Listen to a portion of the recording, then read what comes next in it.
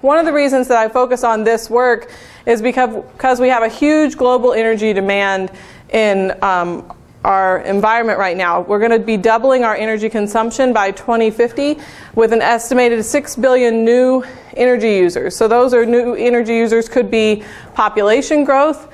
It could be new areas of the world that are not currently using energy, but they're going to be using energy in the next few years, and they're going to need some form of energy. And people believe that using only fossil-based fuels is going to be a bad idea. I'm one of those people, so I study things that could be not fossil-based fuels. One could be nuclear, one could be any type of renewable. So I'm not only just a proponent of solar, even though that's what my research is on, but I think that any renewable resource is a good avenue to pursue. So wind, water power, any kind of renewable sources are a good idea. And we need something that can be scalable and can be used worldwide. So it needs to be something that we're not going to run out of the materials. We don't want to develop something with some element that is very rare and hard to come by, because that's not going to solve our energy crisis. So because of that, maybe we'll have another slide.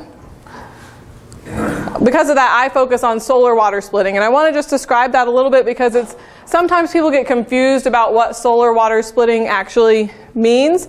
And there are two ways that people talk about this. We can either use the power of the sun to actually store energy, and we store that energy in the form of chemical bonds. So you can split water into hydrogen and oxygen, and then that energy can be stored in those bonds until you want to break those bonds and release that energy. So that's one type.